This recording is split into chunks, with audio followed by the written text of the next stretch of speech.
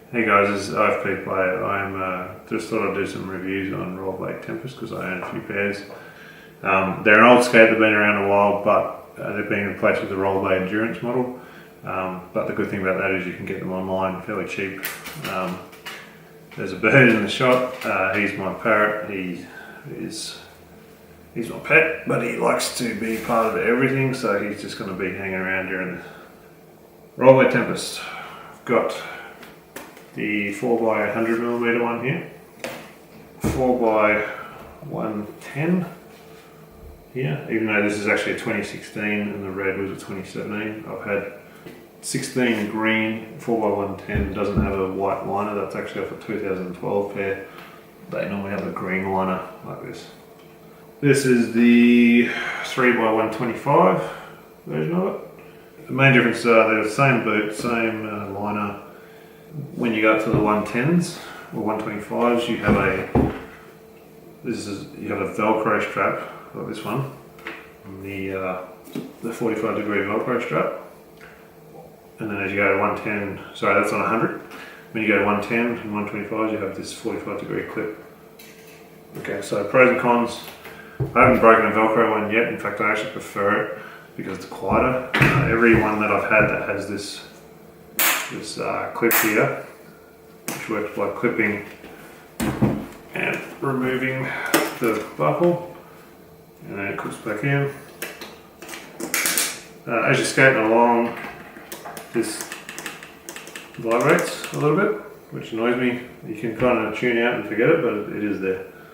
Okay, so Rollerblade Tempest, they're the kind of skate, if you want to get into marathons, I wouldn't say speed skating, I'm not a speed skater, I won't say I'm an expert at that in any way. If you want to get into marathon skating or distance skating, these are really good skate for that. Why? Because they have the carbon boot and then the mesh liner. Sorry, mesh upper mixed with carbon, so you get a lot of good energy transfer. They have a mid-height cuff, not a full height cuff, so you get more forward flex in it. They have a removable, washable liner. Depending on what model you have, generally it's ILQ 9 twin cam bearings, and you have rollerblade hydrogen wheels. Okay, so going from the bottom up, rollerblade hydrogen wheels, I still haven't actually gone through a setup. I put like 1,000 kilometers on one pair, and they were 100mm wheels, and then they still were 96mm wheels after 1,000 kilometers. Frame, the 4x100 frame is pretty basic. It's a 12.8 inch frame, which is not too bad. It doesn't feel really over huge. Went up to a 3x125 setup, which is this one. Totally different. The jump from 100 to 125 is massive. I had a lot of problems with my ankles pretty much just folding in and out because I wasn't used to the extra height. I'm not, like I said, I'm not a speed skater. If you were a speed skater and you had stronger ankles, maybe it wouldn't be a problem, but for me it was a big problem. I put 3x110s. I skated for about 6 months with 110 just to get my ankle strength up and getting used to the extra height, and then I went up to 125, and that's fine. So that's a 12.8. This is actually a shorter frame, so this is 12.6 for 125 wheels, because that's the benefit of 3 wheels. You can get some really short frames. So, frames good, wheels good, bearings good. The boot is very comfortable. Initially, because of the mid cuff, you're not used to having a little less ankle support if you come from like a traditional high cuff or street skate. Sometimes that takes a little bit of getting used to, but eventually you end up over tightening it initially because you think you don't have support, but it is there. The only thing I've broken on these is these buckles. There's no protection on the side from an impact, so if you go down, there's a good chance you can rip this buckle off, which I have done twice now. You can, depending on how you fall, you might be able to bend it back into shape and repair it, or you break it and lose the springs and then you need another buckle.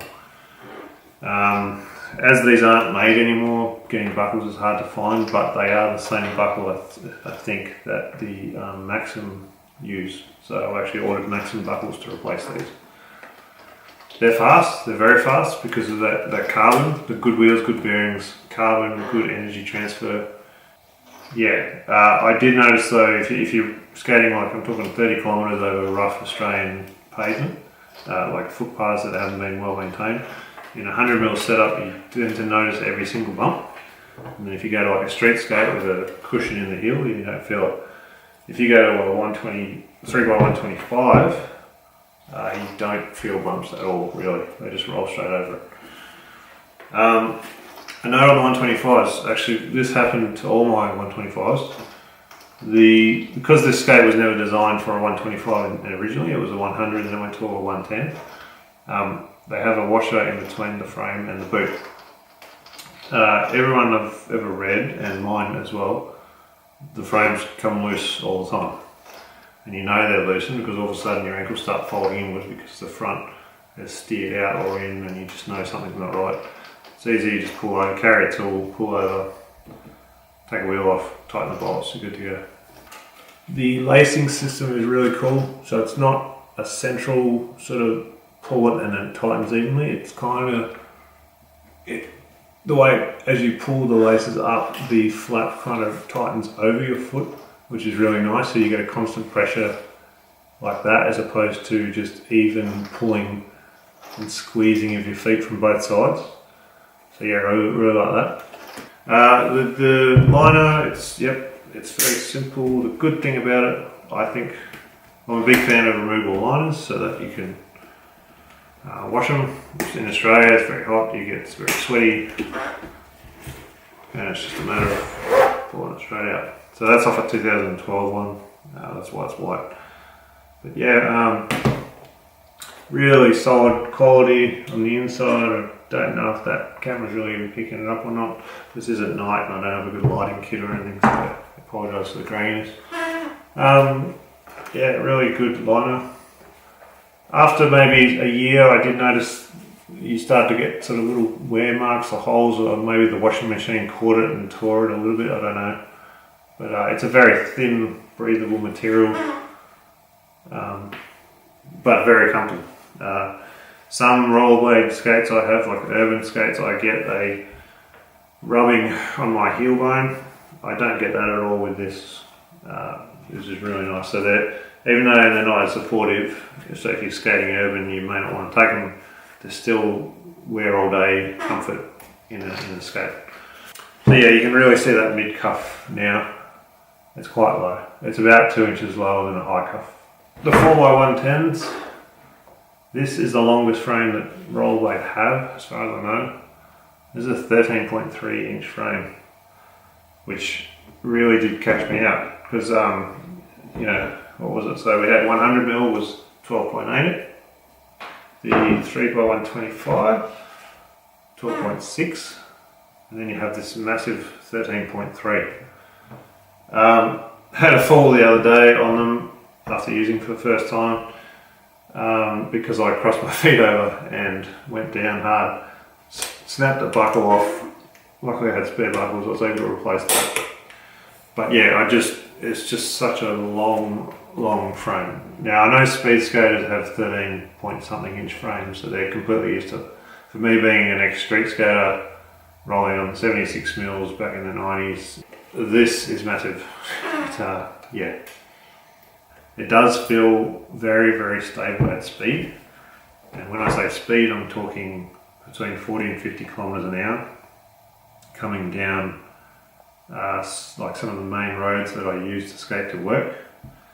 I had a 10 inch frame on an urban skate with 3x125mm. And if you're trying to power along at 40 to 50 k's an hour coming down a hill, you notice your feet kind of flicking and not really getting the traction that this would. This feels like a ski. Feels like you know, you could sit there on at high speed, no problems, but you also lose that turning ability.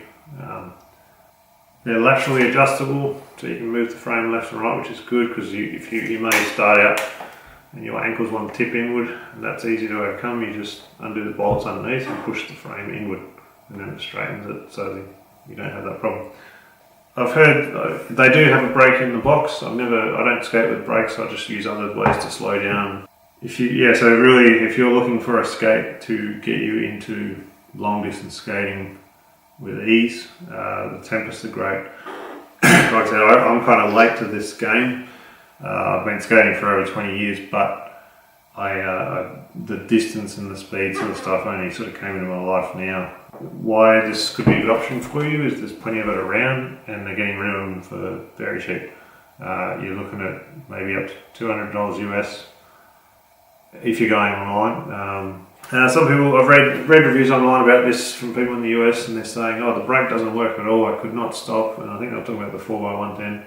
You've got to take into account, if you're going to go into big wheels, you will roll and roll and roll, and you'll just roll really easily, and you have to know how to control your speed. So yeah, if you want to get into marathons and distance or speed, or an introduction to speed, you want to go from a high cuff to a mid cuff or something a bit lower and try and get that range of motion and building up your ankle strength. Rollerblade Tempest. The green were 2016, the red was 2017, the yellows I think were 2017 as well, when they introduced the 3-wheel drive 3x125 setup. I think if you shop around online, you can find them all over the world. I've seen them in Germany, Poland, China, US, UK, eBay, people everywhere just trying to clear out old stock. Good skate. Get yourself a set. Enjoy. Thanks for watching. If you want to leave a comment, I'll answer any questions. I'm not a new YouTube reviewer. I've never done one. This is the very first time I've reviewed anything on YouTube. I have other skates, so I'll try and do more, because I know how hard it is to find reviews about skates when you're trying to decide what to buy in a skate. Yeah, thanks for watching.